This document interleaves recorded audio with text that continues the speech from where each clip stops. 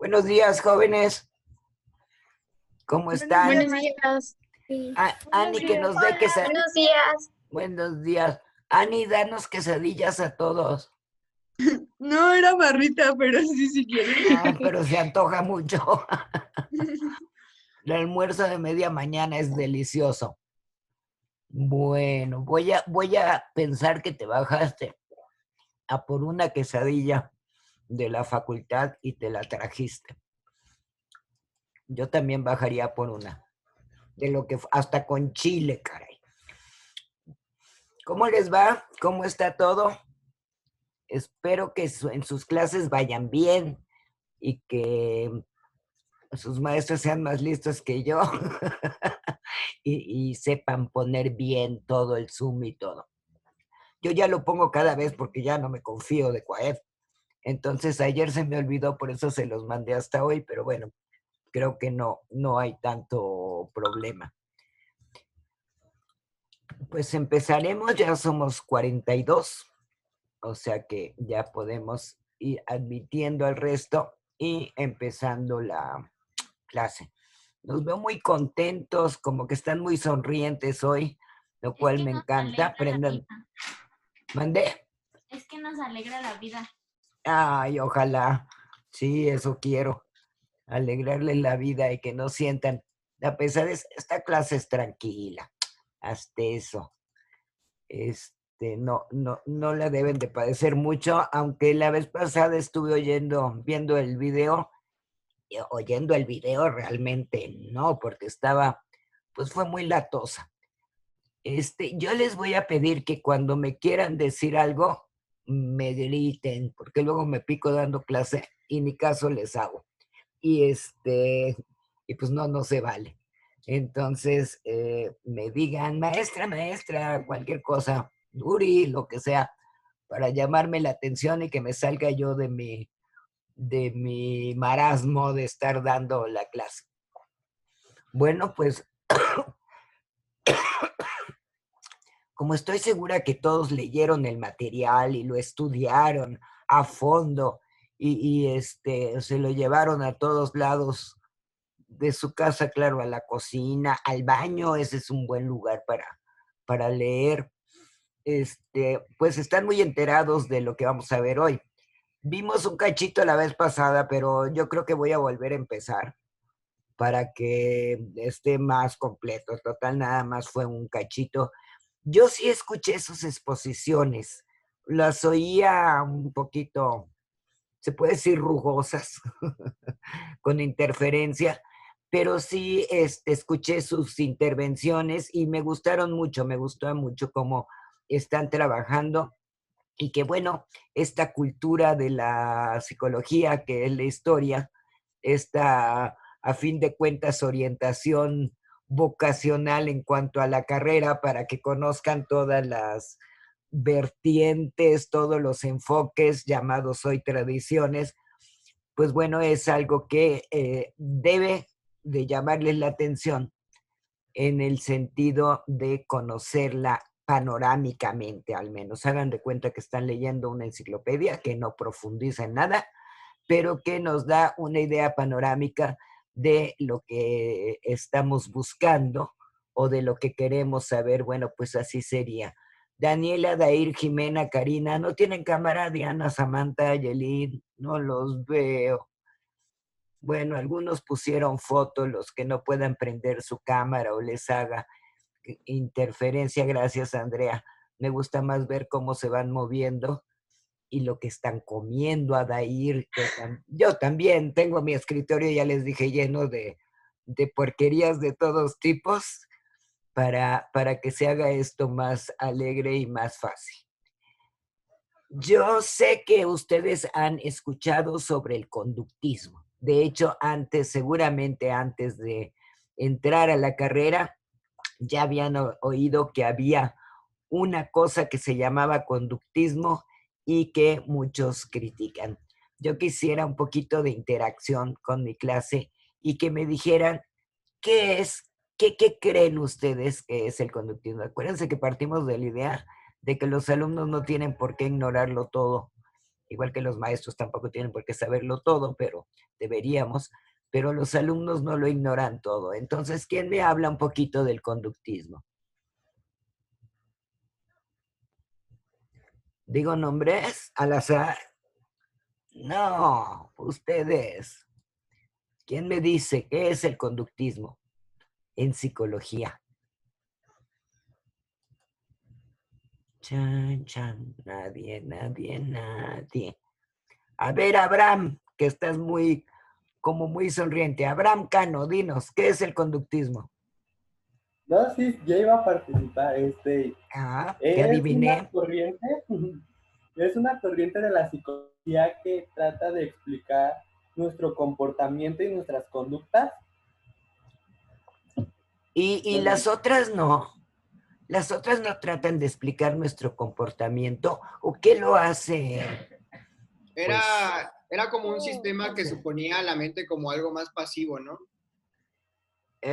¿cuál Es era? decir, o sea, veía los estímulos de una forma más mecanicistas y no se arraigaba tanto a lo que eran los procesos mentales. El conductismo. Exacto, sí. ¿Y por qué hablas en pasado? ¿Ya se murió el conductismo? No, pero Y te lo pregunto porque hay mucha gente que dice no sirvió y se murió. Y no es cierto. Pero ¿por qué hablas en pasado? ¿Qué has oído? no, fue error mío. Error de voz. Bueno. No, porque sí bueno, conductismo generó muchos Es que, bueno, después problemas. nace lo que era la psicología cognitiva, que marca la ruptura del conductismo. Quizás por eso lo marco así. Sí, lo que debemos recordar es que las corrientes no acaban con una y nace otra. Aunque el conductismo pegó muy dura, no acaba con el cognoscitivismo de ninguna manera. O sea, ahí van en años, tal vez antes, tal vez después, en muchos momentos, pero no acaba con una manera de ver la psicología.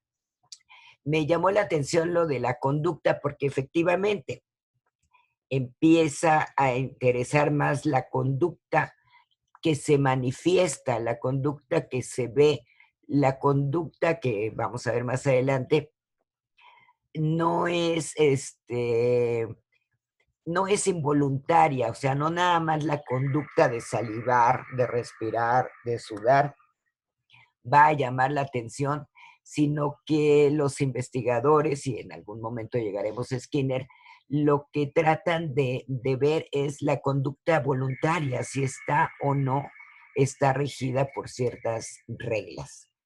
Entonces, bueno, es una corriente que irrumpió en el mundo de la mente, en el mundo del inconsciente, el mundo de los sentimientos, el mundo de todas aquellas que les llaman los mismos conductistas, conductas encubiertas, esas conductas que no se manifiestan de manera tan fácil, aunque bueno, sabemos que los sentimientos se manifiestan, pero al manifestarse ya hay una conducta que es asible y que de alguna manera la podemos ver y tal vez, casi siempre, manipular para que se produzca, para que no se produzca.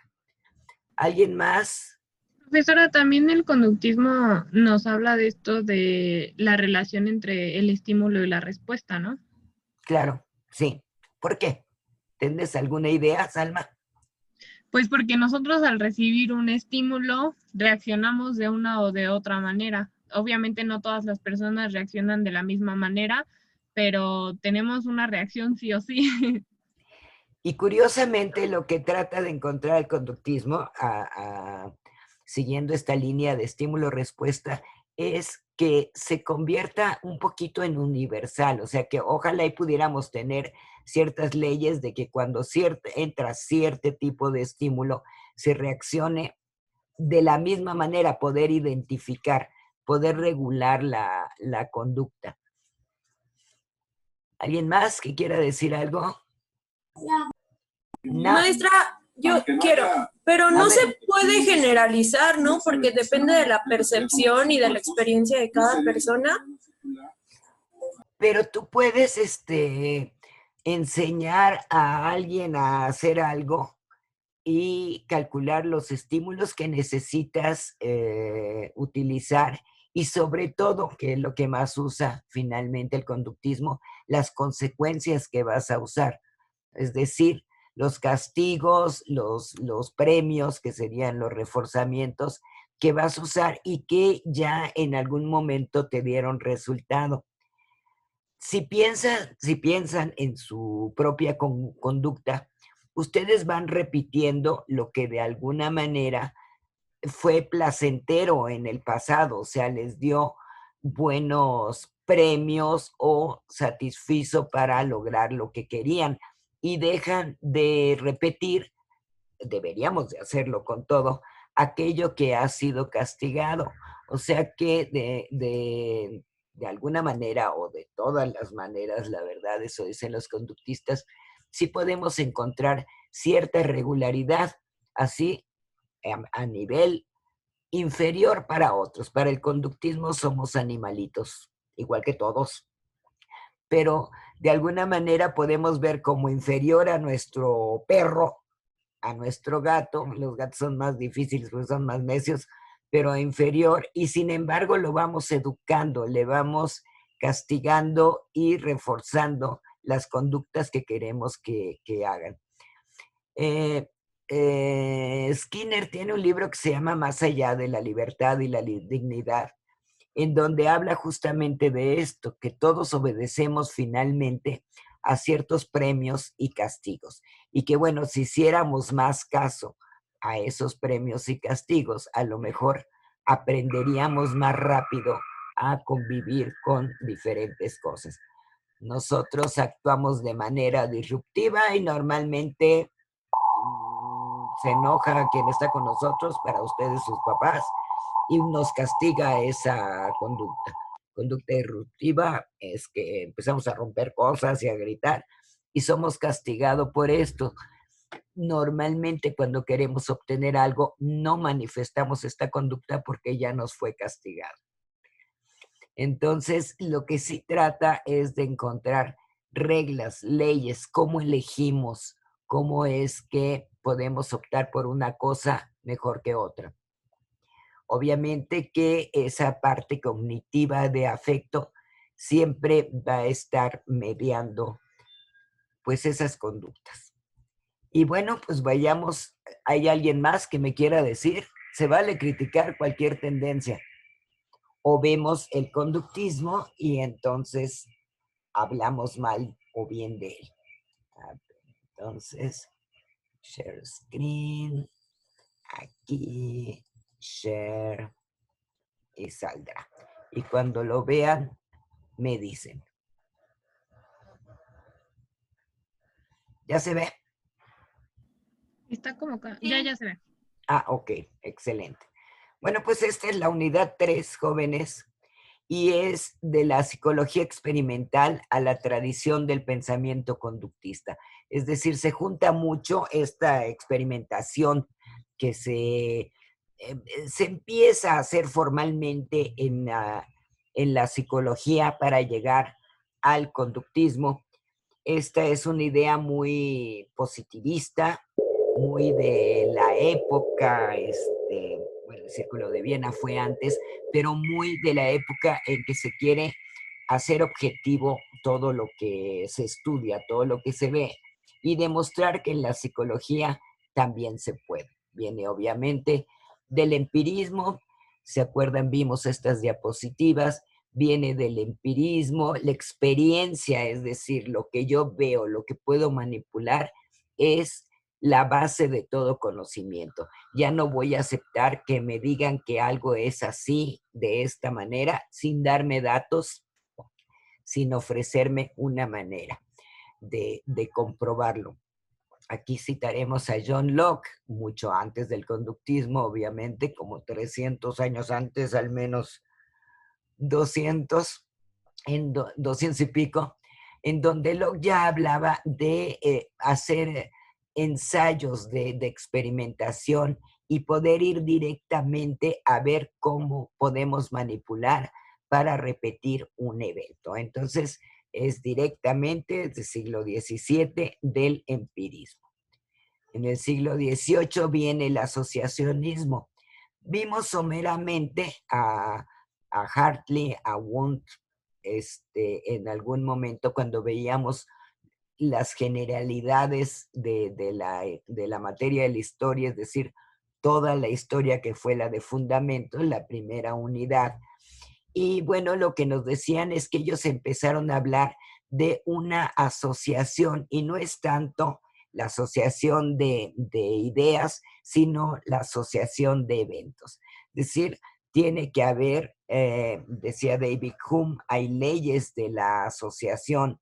Estas leyes serían la contigüidad, o sea, que se dan juntas al mismo tiempo. ¿No les ha pasado que ven que su perro se hizo donde no se tenía que hacer?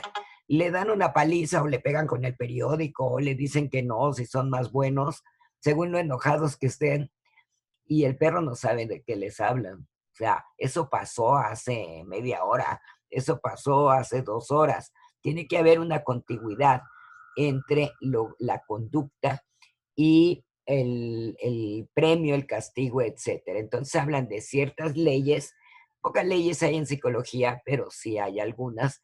Tiene que haber contigüidad de eventos. A no ser que el perro ya está muy entrenado, la verdad es que no sabe de qué le hablan. Tiene que haber contraste, es decir, que cuando se hace alguna cosa, cuando se portan bien les dan premio, cuando se portan mal les dan castigo, en pocas palabras. Tiene que haber semejanza, es decir, nosotros hacemos lo que le llamamos clase de respuestas. No todos los eventos a los que nos exponemos serían los mismos exactamente, pero sí tienen cierta relación. Entonces habría semejanza de situaciones, de eventos que nosotros recordamos si fueron castigados o no fueron castigados. Ustedes tienen clase con diferentes maestros, a lo mejor se comportan un poquito diferente con diferentes maestros, hay maestros más cuates y otros menos, pero siempre tienen una idea de lo que es un comportamiento en clase.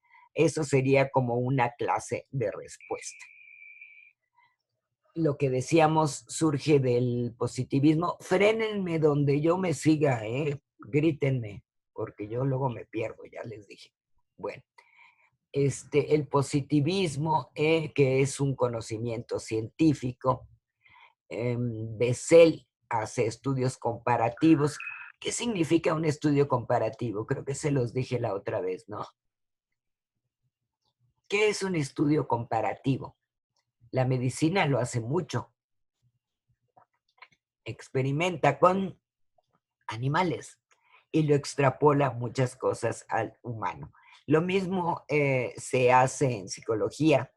Y bueno, hubo ya gente más antigua que nosotros que lo hizo, o sea, experimentó con animales y lo extrapola al hombre. El mismo Pablo, que aquí estaba naciendo, aquí nomás lloraba y pedía de comer, que aquí estaba, el mismo Pablo experimenta con los jugos gástricos de quién, de un perro, y eso finalmente lo quiere extrapolar a los sujetos humanos. Entonces, cuando oigan de psicología comparada, comparativa, estudios comparativos, nos van a hablar de esto. Comte, obviamente con el positivismo, y lo que quieren hacer de la psicología no es tanto una ciencia social como se ha discutido mucho. Si la psicología viene siendo una ciencia social, y entonces es más difícil experimentar porque hay demasiadas variables, o se puede tratar como una ciencia natural. ¿Qué es una ciencia natural? La física, la química, es una ciencia donde podemos nosotros manipular los estímulos para que se den ciertas consecuencias que en el caso del humano les llamamos conducta. Pero también podemos hablar de la conducta de los elementos químicos, cómo se comportan. Entonces, si se convierte en una ciencia natural como proponen algunos estudiosos, sobre todo en la época, entonces sería más fácil el decir sí podemos hacer experimentación y no nada más sentarnos a ver como un antropólogo se sienta a ver qué es lo que está haciendo alguien, pero no manipula. Lo que se trata de incentivar aquí es que haya una manipulación de eventos para poder ver cómo son las conductas. Entonces se quiere determinar con precisión las condiciones orgánicas de las cuales dependen y observar si hay o no secuencias conductuales que se repiten y que sé que van a suceder en algún momento. ¿Hasta aquí todo bien, jóvenes? Sí, maestra. No los oigo. Sí, profesora.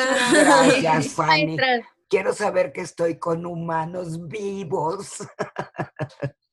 Bueno, entramos ya a Pablo. ¿Por qué? Porque Pablo es antecedente del conductismo, no es propiamente conductismo, y ahorita vamos a ver por qué, pero se basan en sus estudios para hacer este nuevo paradigma, esta nueva manera de ver la psicología que sería el conductismo. Pablo, de 1897 a 1903, él lo que hace es descubrir el condicionamiento clásico, en últimas palabras. Él estudiaba los jugos gástricos de los perros. A ver, vamos a poner primero esta. Estudiaba los jugos gástricos y se dio cuenta que estaba estudiando los jugos gástricos, cómo deshacían la comida, cómo se producían, y la salivación le fastidiaba su experimento. Entonces dice, pues, ¿qué voy a hacer para que el perro no salive? ¿Cuándo saliva? Ah, pues saliva cuando le traen el alimento, cuando lo huele, el perro saliva, igual que salivamos nosotros. Empezamos a salivar. Entonces lo que hace, aquí no está la foto del perro, pero la encontrarán en cualquier lugar de internet, es un perro al cual le pone una cánula junto a la boca, directamente a las glándulas que segregan saliva, y empieza a sacar la saliva para que no se vaya al estómago del animal y él pueda ver los jugos gástricos. Eso lo hace con ese sentido, pero llega un momento en que se da cuenta, dice, bueno, pues cuando el perro esté junto a la comida y esté salivando, pues yo pongo no sé si era una aspiradora que jalaba la saliva, pero se da cuenta que el perro puede salivar aún sin la comida ahí. Entonces esto le llama afortunadamente mucho la atención, y lo que hace Pablo es experimentar sobre cuándo saliva el perro. ¿Por qué demonios está salivando? Ah, claro, porque viene mi ayudante con el plato y le ha de oler o hizo ruido. Y empieza a aparear, a que haya contigüidad, como vimos en las leyes anteriores, de un sonido. En este caso nos pusieron una campana, también nos ponen un metrónomo, pero que haya contigüidad entre el sonido y la comida para que el animal empiece a salivar. Después nada más toca la campana y, bueno, claro, como tiene además un perro privado de comida, porque así es como se experimenta, les bajan el nivel para que a la hora de estar trabajando como en el circo, por eso les dan tanto, o como en los delfines, por eso les dan tanto alimento, porque es la hora de comer. Los tuvieron sin comer para que hagan todas las maravillas que saben hacer y se las van reforzando con comida. Bueno, pues aquí el perro oye la campana y comienza a salivar. Y se da cuenta entonces que no tiene que estar el estímulo presente, que es la comida, para que el perro salive. Y a esto, bueno, pues le llama estímulo psíquico o estímulo condicional. ¿Por qué? Porque está condicionado a la comida. O sea, si le tocan una campana a cualquier perro, pues nada más se va a acercar y a lo mejor hasta los muerde. Pero si se la parearon con comida, entonces sí llegará salivando porque sabe que es la hora de comer. Esto que parece tan sencillo y tan obvio, bueno, pues esto lo estudia Pablo y le llama estímulos condicionales y finalmente llega a ser el condicionamiento clásico. Se le llama clásico porque es una respuesta involuntaria. El perro ahora sí que aunque no quiera salivar, va a salivar. Y cuando hace calor, aunque no queramos sudar, pues a ver cómo le hacemos porque vamos a sudar. Y si no queremos respirar, pues nos morimos, pero de todas maneras nos obliga el cuerpo a respirar, a darle oxígeno. A todos estos, a todas estas conductas involuntarias es a lo que va a referirse cuando se habla de condicionamiento clásico. Vamos a ver por qué tiene uno un apellido, condicionamiento clásico, pues porque hay otro que se llama condicionamiento operante, que ahí viene.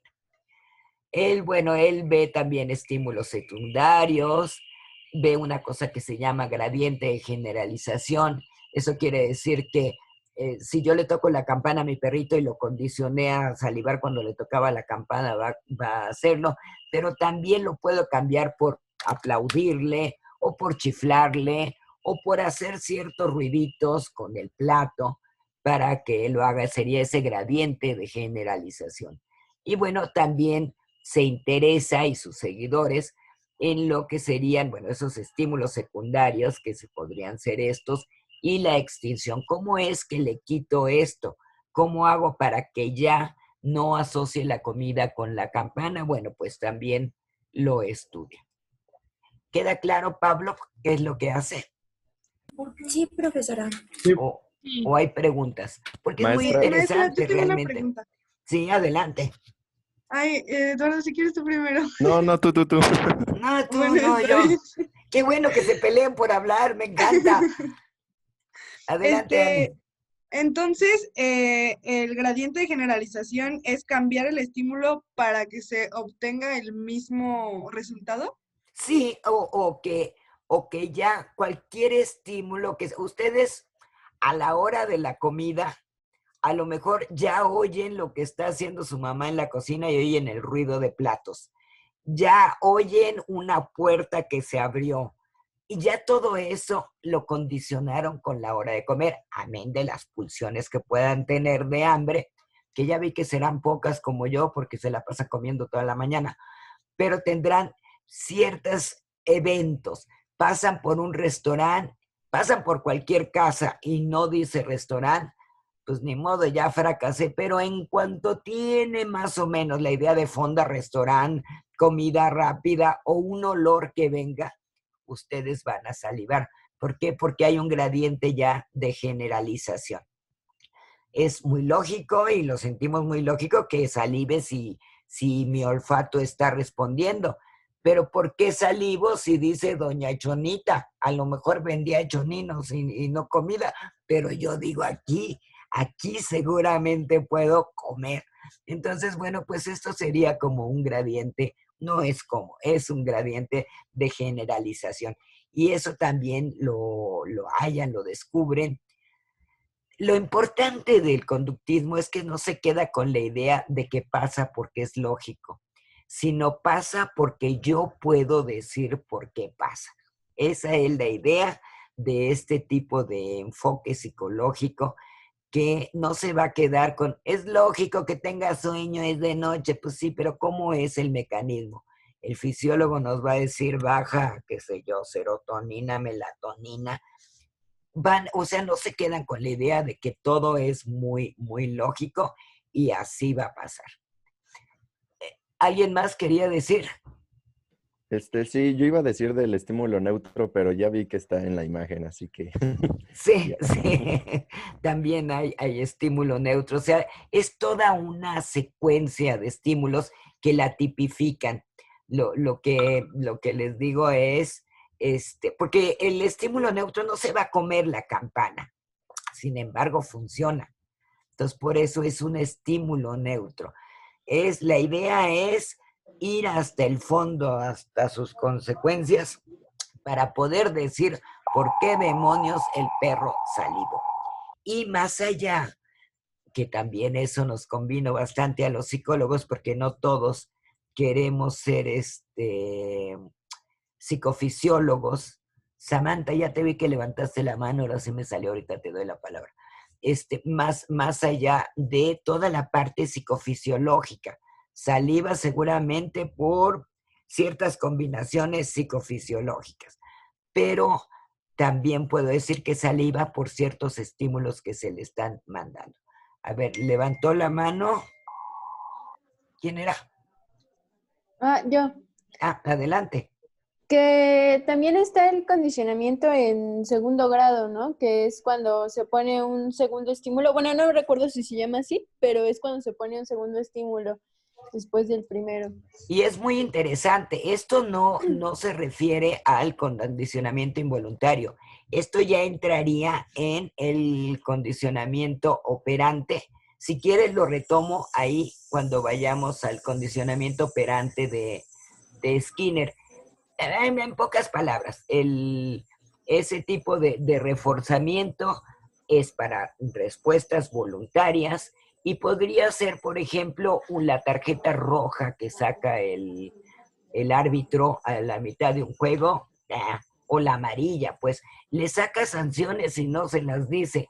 ¿Qué demonio? La tarjeta roja ni me da miedo, pero está asociada a un estímulo que quiere decir, váyase usted. También el movimiento de las manos, también está estudiado mucho esto, que nosotros con nuestro cuerpo podemos decir, te quiero, te rechazo, te estoy sacando de mi casa, o por ejemplo, con decir, ahí está la puerta, y se puede el otro voltear y decir, pues sí, muy bonita, no es barroca, pero pues está bonita tu puerta, pero ya sabe que se tiene que salir. A eso se referiría ese todo tipo de estímulos. Bien, ¿alguien más que quiera agregarle a Pablo? No. Bueno, seguimos. Retomamos porque esto fue hecho como una línea del tiempo. Bueno, Darwin es el que puso al hombre al nivel, digamos, de los animales y no lo degradó, simplemente dijo lo que se tenía que hacer. Pero bueno, aquí tenemos a alguien muy importante después de Pavlov, que es Thorndike. Thorndike en 1874. Bueno, pero creo que ahí nace. Pero bueno, no, ahí plantea las leyes del efecto.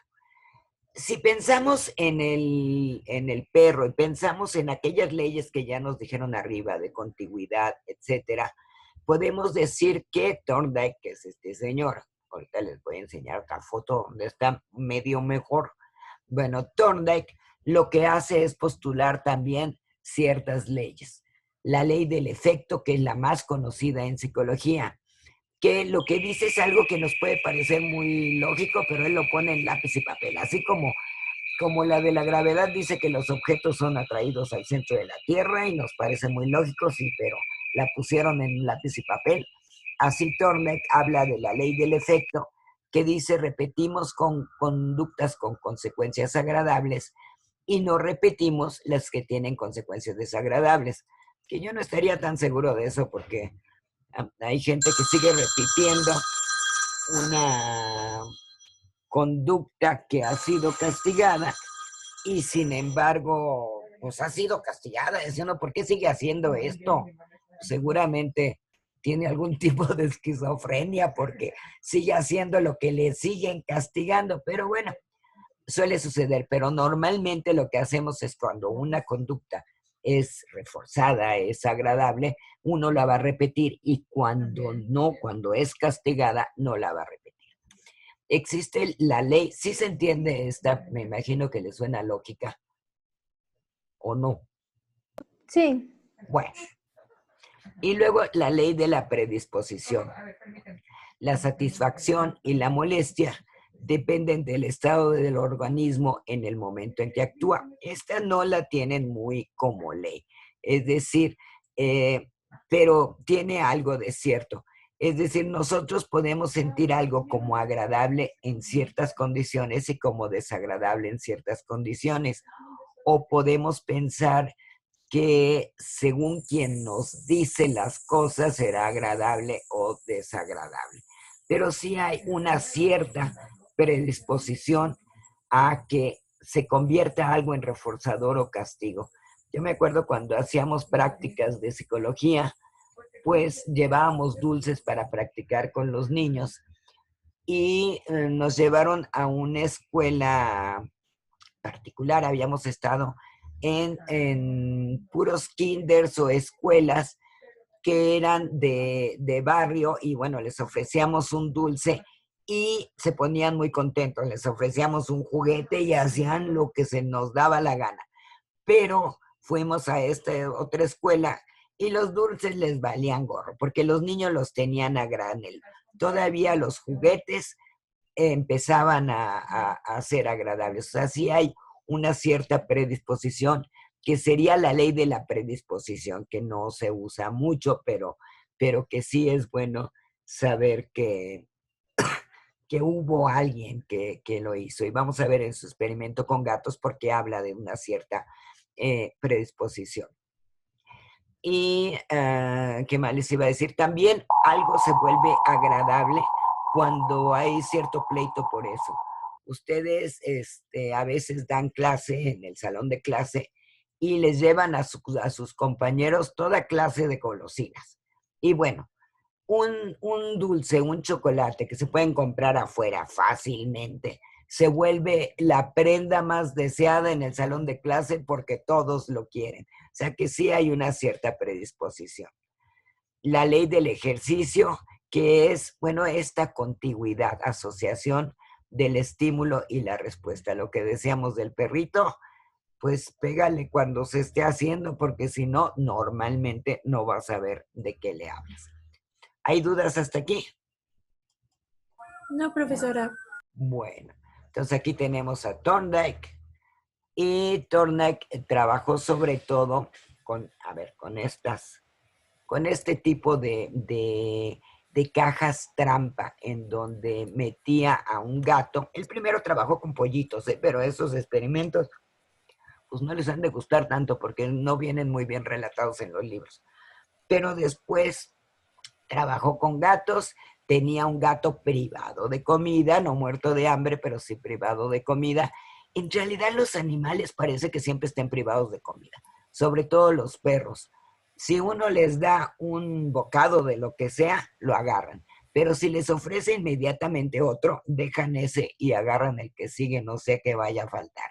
Es decir, siempre los animales andan buscando comida porque no se la pueden agarrar ellos solos más que en ciertas situaciones campestres, pero en casa no se lo puede agarrar, entonces es fácil manipularlos.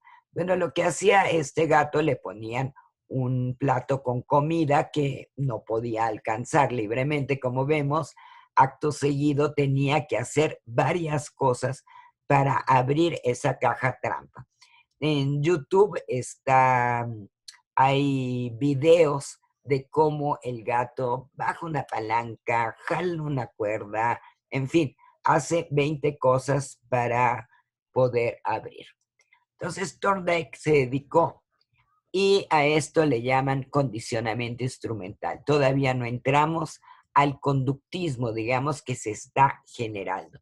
¿Por qué condicionamiento instrumental? Bueno, pues porque hay una serie de comportamientos que son ensayo y error, como hacemos muchas veces para abrir algo o para dilucidar algo. Vamos por ensayo y error. Y bueno, tenemos esta ley del efecto, se nos van reforzando las conductas que tuvieron cierto efecto positivo y se nos van eliminando otras. O sea, si el gato se pone necio y empieza a rascar y pues no, de todas maneras no se abre la caja trampa, entonces se supone que, bueno, dejará de hacerlo y las conductas que le son reforzadas, que de alguna manera van abriendo partes, pues las seguirá repitiendo. Él hizo también estudios sobre la calidad de vida de ciudadanos, perteneció a un grupo donde también decían que hay que ser selectivos con a quien se les enseña. Y no lo quiero minimizar, realmente hubo mucha importancia en sus estudios, pero bueno, tenían estas ideas. ¿Hay dudas? Entonces, lo que dice Thorndike, que es el aprendizaje instrumental, se da por ensayo y error. Y bueno, para recordar, Thorndike postuló 3 leyes de aprendizaje: la ley del efecto, la ley de la predisposición y la ley del ejercicio, que ustedes ya recordarán o ya apuntaron o ya leerán su texto. Creo que por aquí me quedé la última clase que les di. Y bueno, pues a lo mejor para algunos ya nada más fue recordatorio. No digo aburrimiento porque esto es muy divertido, pero bueno.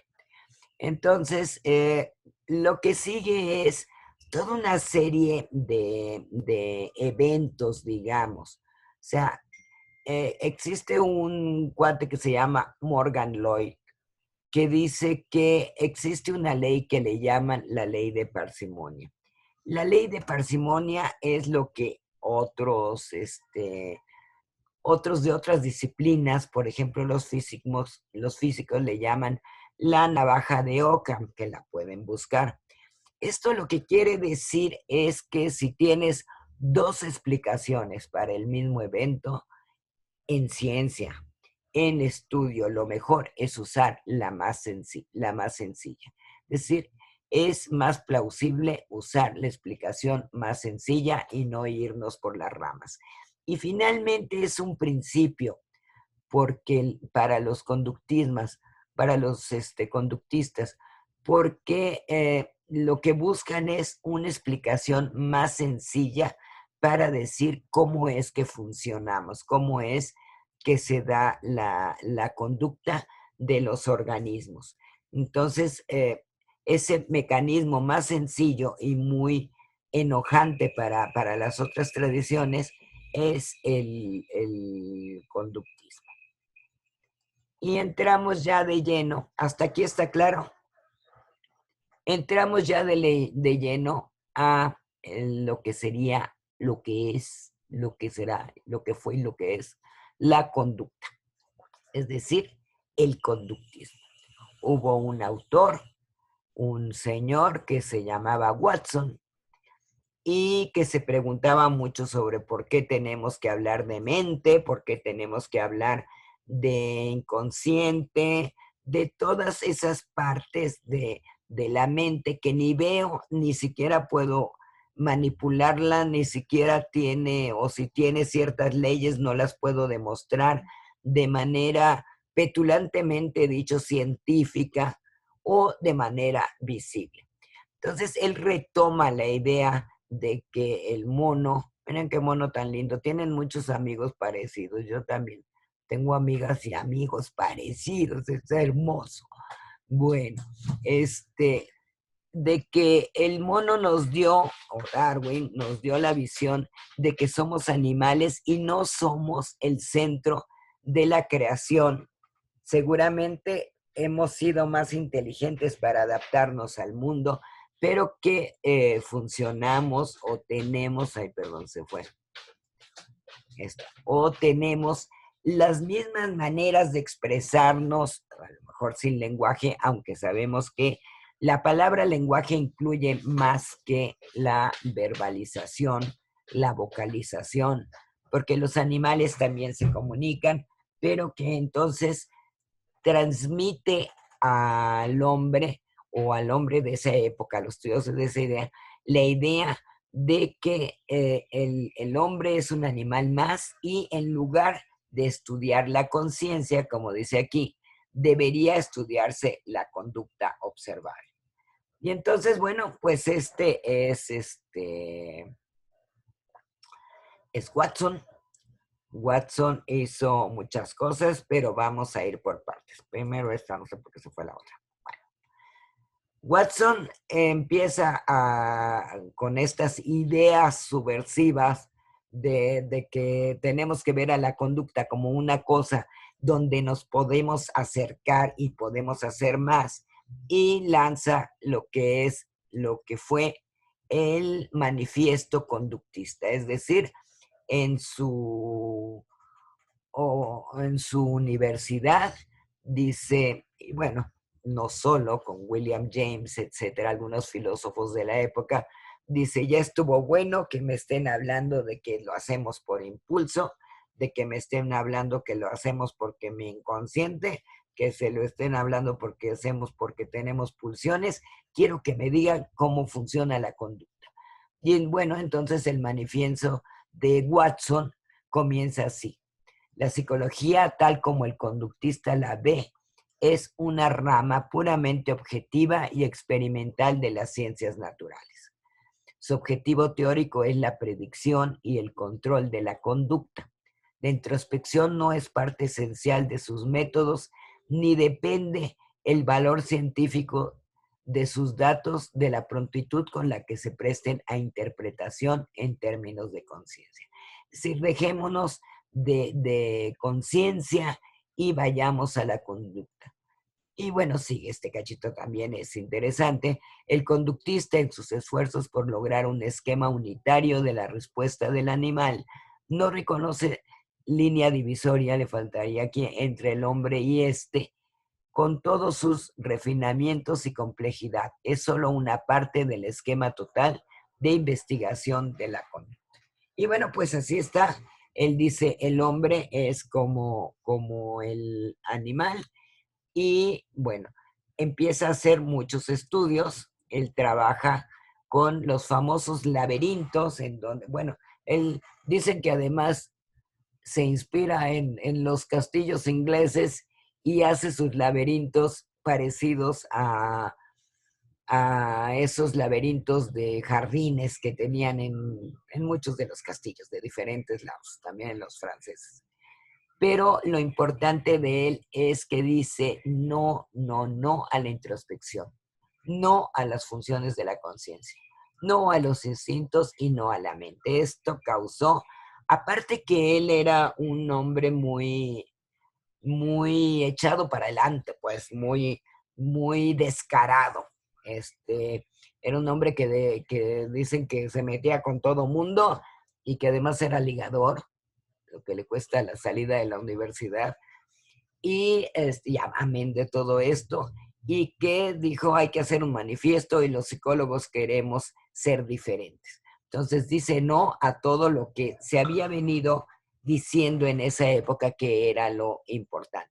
Él dice que hay 3 premisas importantes: la de observar, la de pronosticar y controlar. Esto lo van a retomar los diferentes conductistas de la época, inclusive Skinner, que hay que, sobre todo, controlar y manipular la conducta, dar cuenta de cómo se da.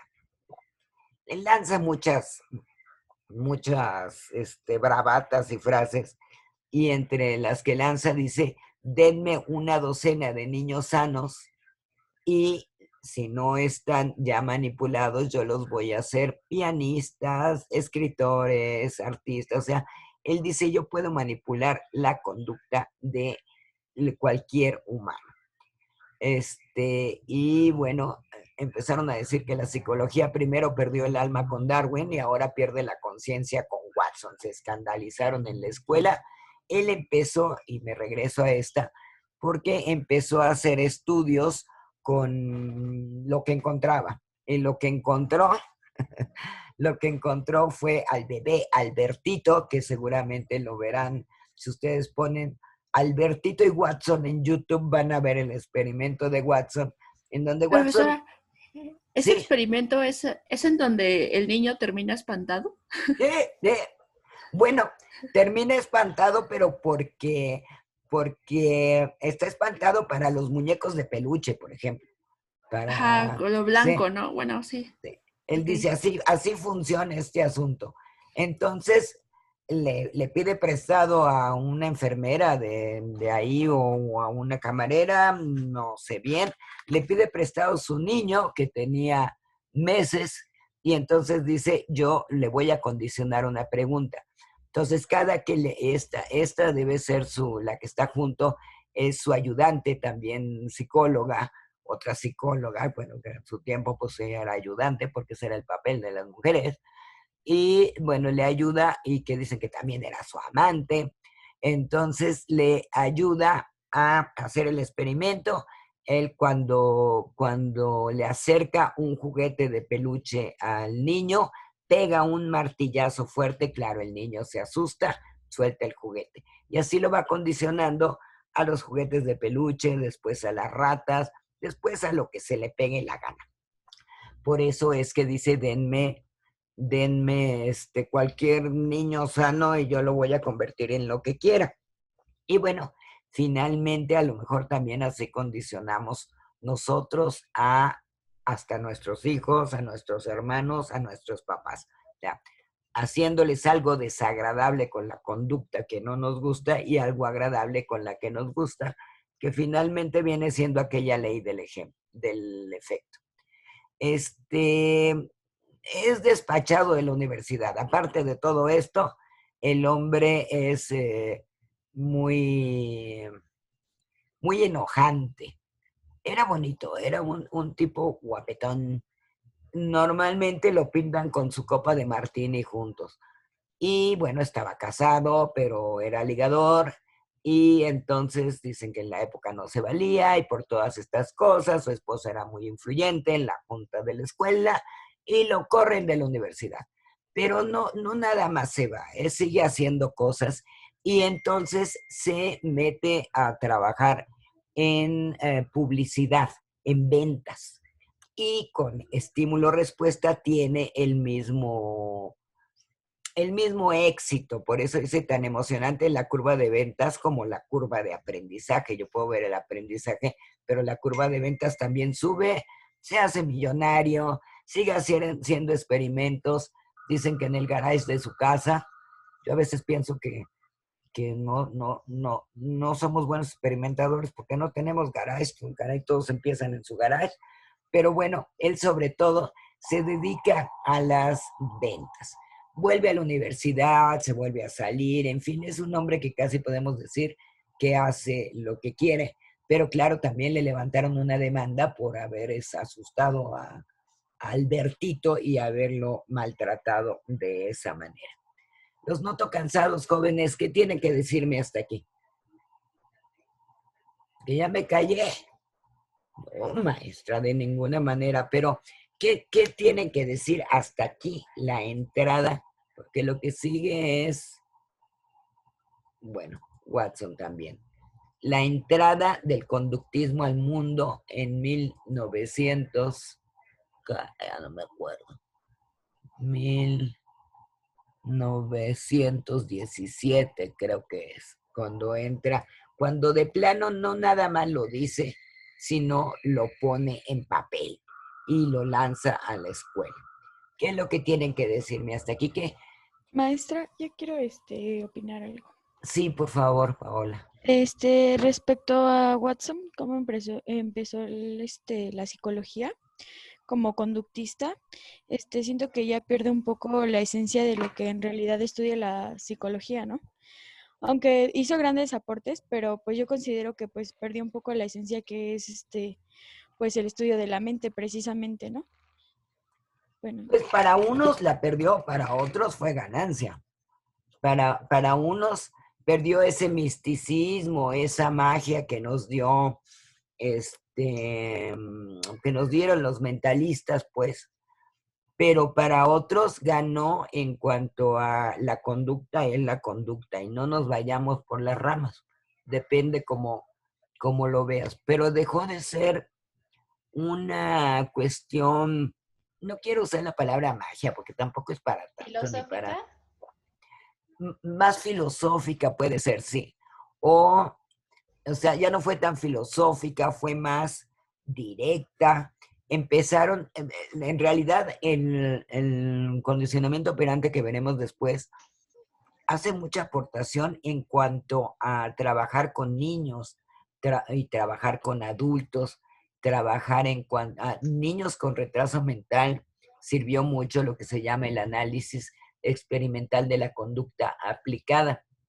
Entonces, sí, efectivamente, si vemos a qué dice no a la introspección, a las funciones de la conciencia, a los instintos y a la mente. Sí, efectivamente, le quita el misticismo y, bueno, los radicales conductistas de corazón te dicen el oscurantismo, porque lo que van a alegar toda la vida estos autores conductistas es: no queremos que nos digan que algo sucede de esta manera sin enseñarnos cómo sucede. O sea, ¿por qué me dices que actuó el inconsciente si no me lo puedes demostrar? Esa era la idea.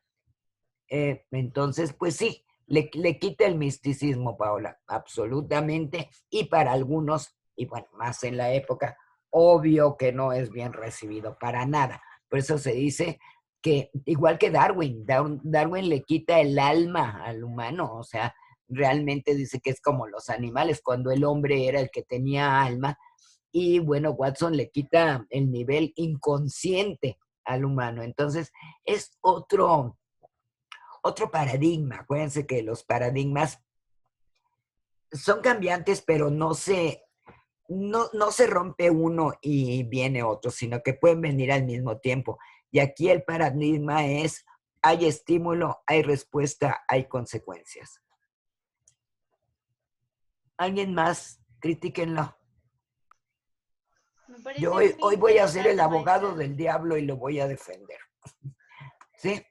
A mí me parece muy interesante porque siento que es a partir de esto que la psicología comienza a verse como una ciencia.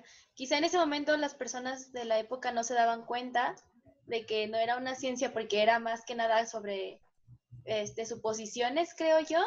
Se basaban en suposiciones y en ay, ¿cómo decirlo? La introspección, no sé cómo describirla, pero siento que son como más cosas de la mente, como algo que tú te generas, que algo que se pueda demostrar.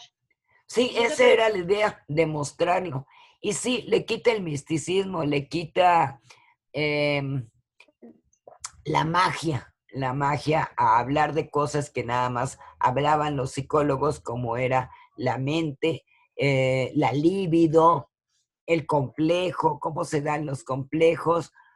Fíjense que llegaremos en algún momento a Freud, en la parte de Freud, pero por ejemplo, Freud decía ciertas cosas que no eran del todo demostrables, tampoco le importaba mucho demostrarlas, o sea, no es que lo volviera loco, pero Karen Horney, que es una psiquiatra de la época, le decía: oye, lo que tú encuentras en tu consultorio yo lo encuentro diferente.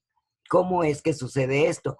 Y bueno, si no hay datos fehacientes de cómo se producen las cosas, tampoco era factible analizar por qué se daba diferente. Decía: bueno, tú encuentras la histeria en las mujeres y yo no la encuentro, o encuentro también histeria en los hombres, lo cual parece imposible porque la misma palabra histeria no lo permite, ¿no? Entonces, eso es lo que trató de quitarle Watson y William James y todos esos teóricos de la época, el que no pudieras dar datos fehacientes de qué sucede. O sea, es muy fácil como en la magia, el Feng Shui y otras cosas, decir: demuéstrame que no.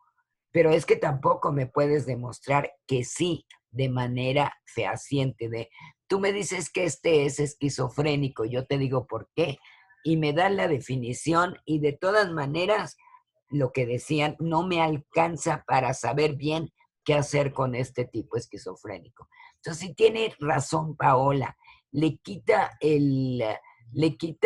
lo bonito a la psicología, pero también le quita la magia.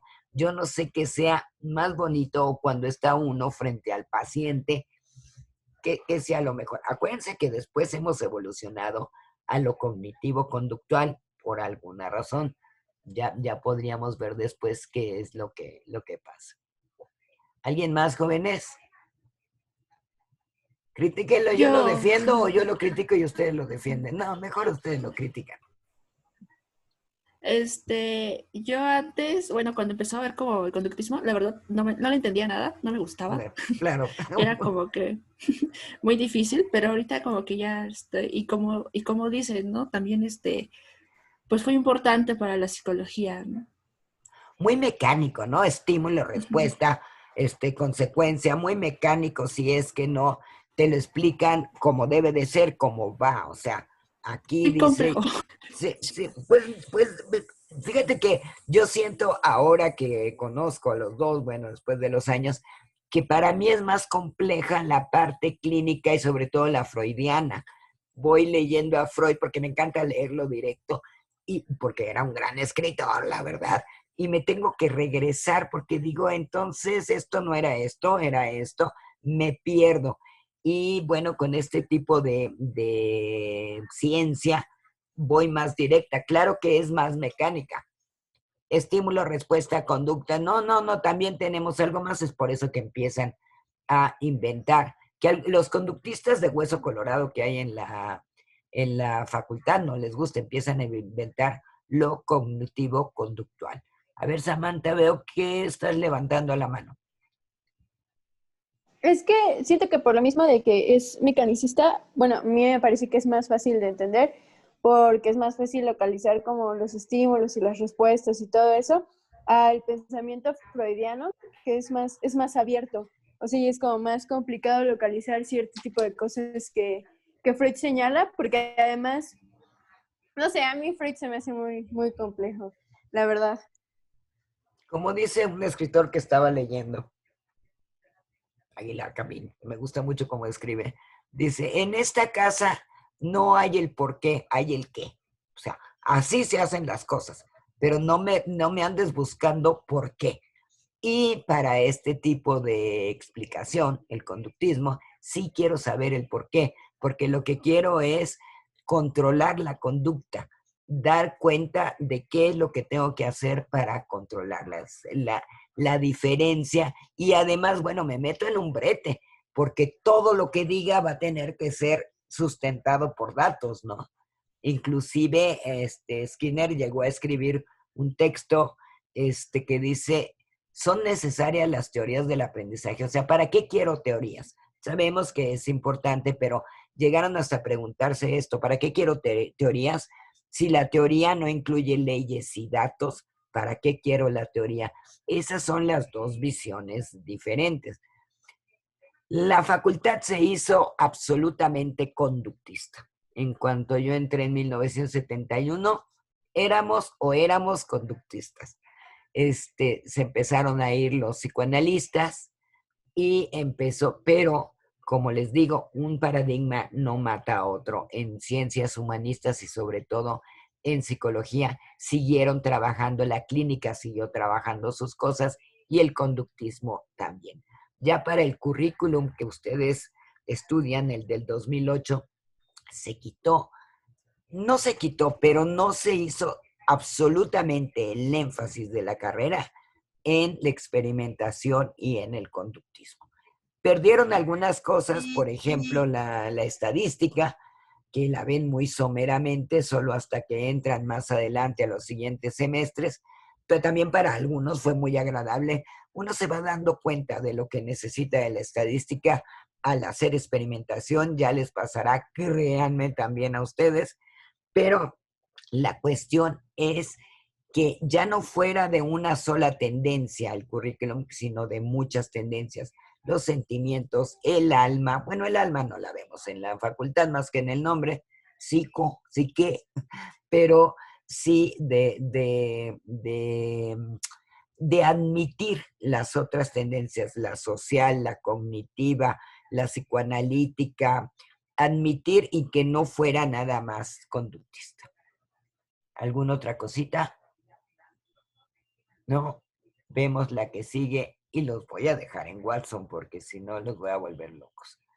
Bueno, como también doy filosofía, tengo que meter un poquito de filosofía porque es difícil separar la historia, la evolución con la filosofía. Y bueno, la influencia de la escuela rusa fue contundente, bueno, empezando por Pavlov, luego Sechenov, Beterev, etcétera. Y bueno, Watson lo que hace es combinar en un solo sistema el pragmatismo filosófico, esto de que es con la filosofía, pero de eventos más cercanos al hombre, no tanto el alma. el funcionalismo psicológico, el método experimental, ¿de qué dice aquí? Porque se fue.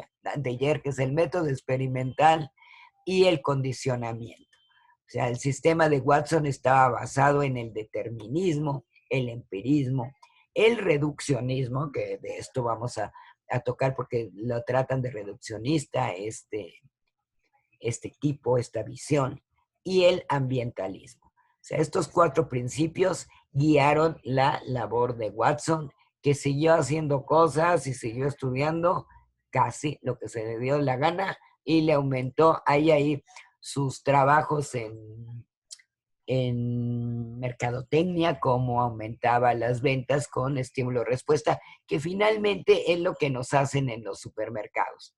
Ustedes pasan por el pasillo de verduras y se encuentran colgadas unas herramientas. ¿Por qué? Porque ahí no las iban a encontrar, pero llaman la atención. Esto es un mecanismo psicológico.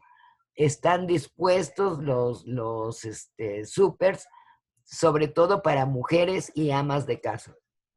Como la mayoría del mundo es diestro, nos metemos al súper y nos vamos a la derecha.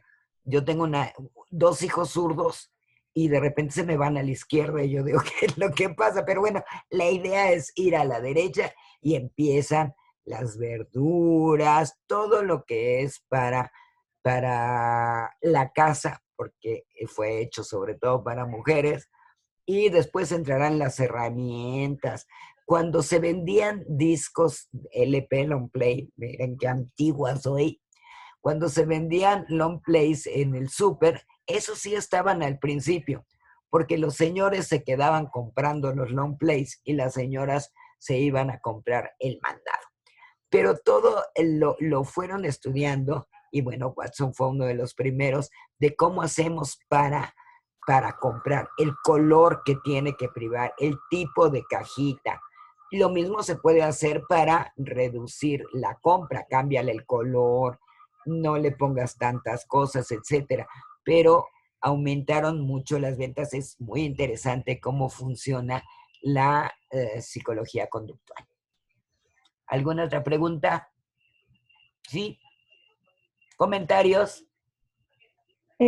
Sí, maestra, en el cuadro de Watson combinó en un solo sistema los cuadritos que salen no se alcanza a ver Mira, lo bueno de no haberlo puesto. Aquí el pragmatismo filosófico de William James. William James fue un hombre muy interesante de la época que sobre todo era muy filósofo, pero muy a la manera de Watson, queriendo ver cuál era la realidad de las cosas. Entonces, el pragmatismo filosófico de James, el funcionalismo psicológico de Dewey, lo vamos a bajar, pues no cabe. El método experimental de Yerkes, que es el que empieza a hablar mucho de experimentar, y el condicionamiento de Pablo. O sea, él hace estas, tú vente para acá para que te veas. Ándele. Ok, entonces él hace una combinación de todo esto y dice, no es que no exista lo demás, pero díganme cómo funciona. Yo no voy a poder estudiarlo si no combinamos la experimentación, si no vemos cómo funciona el funcionalismo psicológico y si no somos un poquito como Pablo, trascender lo que estamos estudiando, que él estudiaba los jugos gástricos, para llegar a algo más psicológico. De hecho, él usó lo que le damos en llamar en la psicología como serendipity. No sé si han oído la palabra serendipity. Serendipity se usa cuando estás estudiando una cosa y surge otra y te vas por ahí porque es interesante. Y bueno, esto es lo que hizo Pablo, el utilizar el serendipity e irse a estudiar algo que no era lo que había planeado. ¿Qué más? Ya se me están durmiendo, ¿verdad? Bueno, pues seguirán después los que siguieron de Watson. Pueden darle un ojo al folleto. Los que siguieron de Watson, que son neoconductistas, los veremos. Y remataremos con Skinner, que vamos a hablar un buen y largo rato de las cosas que hizo Skinner. Entonces, hay más que, si no hay más, ya sé que yo pido mi clase de 3 horas y utilizo la que se me da la gana, siempre y cuando sienta que está bien comprendido. Y siento que hasta aquí ustedes pueden masticar todo lo que se dijo. O sea, realmente el conductismo es tan malo como me cuentan, ya lo veremos. Realmente el conductismo rompe con la magia de la psicología, que es algo que también nos preocupa mucho, ya lo veremos, o realmente nos da otra visión de las cosas que se pueden hacer en psicología. Les voy a decir que al salirse el psicólogo de la tradición tan clínica, también se alejó un poquito de los psicoanalistas que invadían todo el campo de la psicología, que todavía lo hacen. Todavía hay mucha gente que te dice, pero no vayas a ver un psicólogo, ve a ver un psiquiatra. Bueno, que digan lo que quieran, pero el psicólogo fue agarrando cancha también por sí mismo, sin tener que ser un psicoanalista. Le dio también esta oportunidad, digamos, laboral o de trabajo. ¿Algo más? Siento que ya es mucha información la que les he dado. He tratado de hacerlo bastante pausado y pues ustedes traerán, quiero que me traigan preguntas, comentarios, porque sí, o sea, ya vimos la tradición fisiológica y a lo mejor, aunque era más difícil de entender ciertos procesos, era más fácil de entender que existía. Pero ahora que entramos ya a los enfoques muy psicológicos, incluyendo el cognoscitivismo, que es muy divertido, y la clínica, bueno, pues lo que quiero es que se cuestionen en cada uno qué demonios es esto, qué dice aquí, por qué me es tan árido o por qué me lo hacen tan difícil, porque también tengo compañeritos que en aras de ser científicos hacen dificilísima toda esta parte del conductismo y no se vale tampoco, también es fácil llegar. En fin, que vengan con preguntas. ¿Ok? Profesora, ¿tiene algún artículo o un texto, un libro sobre conductismo que nos recomiende? Claro, pero entrarán en un estudio que cuando ustedes entren acá, y no sé si dárselos, pero pues si me lo pides, pues te lo tengo que dar. Cuando entren a las materias que se llaman ACA, que es aprendizaje y ahí yo doy los 3 ACAs. Acá, aprendizaje y conducta, en los ACAs, ustedes lo que van a hacer es ver el conductismo primero en AK1 y AK2, o sea, desde sus inicios, sin que sea la historia, en AK1. En AK2 ya van a ver el análisis experimental de la conducta y AK3 ya no es tan conductista, es más cognoscitivista, es decir, todas aquellas cosas que les llaman la atención, como la sensación, el pensamiento, toma de decisiones desde el punto de vista más profundo, digamos. Pero van a entrar a estudiar el conductismo también en AK1. Sí, de todas maneras, que es el texto, te lo busco. Que lo tenga yo escaneado, porque si no vas a tener que hacer algo que sea sencillo y directo. A lo mejor hasta uno de los escritos de Skinner. Lo voy a buscar. ¿Algo más? Muchas gracias. ¿Algo más? Sí, yo, maestra, tenía una duda y respecto a lo del, ¿cómo se le llama? Impuesto rosa que está en el súper, ¿eso también tiene que ver con lo que estábamos hablando hace rato? Pues no sé cómo, pero obviamente que se debe tener que ver, bueno, pues aquí es una llamada, que el impuesto rosa es para, a ver, dime bien para qué es, no me vaya yo a hacer bolas. El impuesto... bueno, según yo es porque se trata de que los productos que son para mujeres son más caros. Ya me acuerdo, sí, que las toallas femeninas y todo, y bueno, los Tampax y todo sea más barato. Pues no sé, pero no podría decirlo. Pero a lo mejor sí es una manera de lo que hace sí puede ser, porque lo que hace este tipo de aprendizaje o de enseñanza de la psicología es que la gente se dé cuenta de lo que hay. O sea, es tan, digamos, complicado y sencillo al mismo tiempo que yo puedo decir, actuaste así por esto y esto y esto.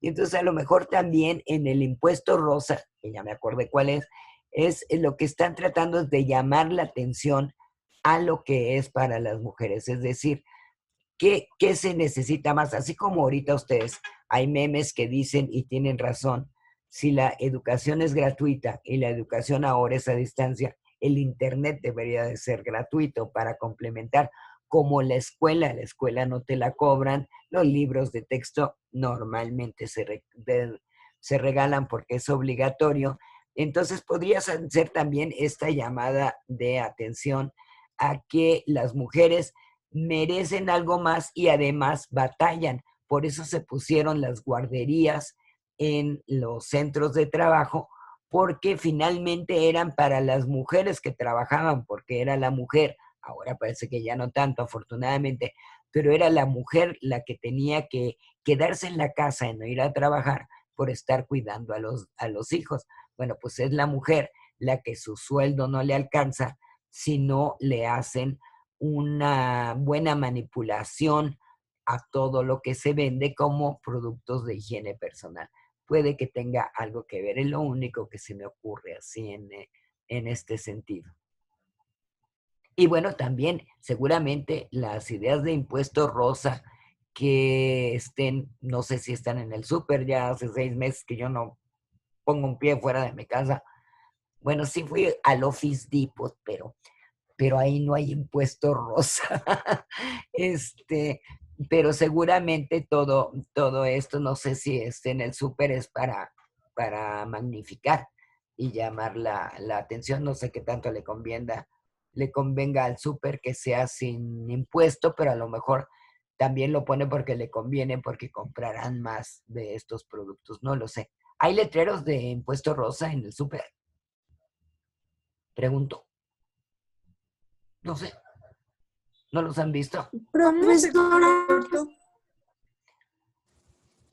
No entendí. ¿Quién No. estaba? ¿Quién? Yo. Bueno, no sé. No sabes qué decir. No sabemos No, si tiene es que le relación había con dicho esto. que Bien. se cortó. Le Ah, había ya. dicho que se cortó, que si lo podía repetir, pero como No, que yo a lo pregunté mejor que si sabía yo. había anuncios de impuesto rosa en los súpers. Si hay, o sea, hay un No, anuncio que el diga, impuesto rosa vota está por el impuesto en los rosa. rastrillos y así. Ah, ya. No, No. pues es que creo que lo entendió al revés, creo. Más bien el impuesto rosa es que los productos de como femeninos, así como las toallas y todo eso, son más caros. O sea, por ejemplo, el rastrillo, si es rosita, pues es más caro que el rastrillo que sería como de hombre. Y entonces eso más bien se quiere quitar porque nos sale más caro un montón de cosas que son lo mismo, pero nomás porque es de mujer, Claro. pues ya le ponen esto extra. No, yo la verdad es que lo que había oído cuando hablan del Senado es que el impuesto rosa también era para de quitarle absolutamente los impuestos a las toallas femeninas, o sea, no nada más a lo que es análogo a lo que ellos usan como los rastrillos, etcétera, sino que era para quitarle el impuesto a todo aquel producto femenino necesario. Sí, ¿no? Entonces, cuando me dicen que si en el súper también funciona todo esto del conductismo, una pregunta que no sé resolver porque no sé si lo tienen ahí un anuncio, respete usted el impuesto rosa o aquí se respete el impuesto rosa, porque podría ser una táctica publicitaria también. Venga a Soriana porque aquí sí se respeta el impuesto rosa, porque hasta donde yo sé todavía no está aprobado. Puede ser una táctica publicitaria. O sigo sin entender. ¿Ya entendí? ¿Quién me hizo la Creo que pregunta? sí. Ani. Ani o Paola, o quién me hizo la pregunta, Andrea. Sí, yo le hice la pregunta, pero lo que dice Andrea es lo que es la realidad, que por ejemplo los rastrillos que son rosas, que son supuestamente para mujer porque es de color rosa, son más caros porque son para mujeres. Ya, en eso y no así había con todos los productos rosas. En eso no había yo pensado en que fueran productos análogos a otros, sino más bien lo que yo oí es que era para todo producto de higiene femenina. O sea, toallas sanitarias, Tampax, pero no más allá de esto, de también rastrillos, etcétera. Pero bueno, seguramente también en algún momento serán como tácticas de ventas el poner en algún anuncio en súper se respeta que no haya impuesto o la ley de impuesto rosa, porque todavía no es ley. Todavía no lo han logrado, pero en mi súper sí lo hago, ¿no? No lo sé. Sí, sí. ¿O no, no? Sí. Sí.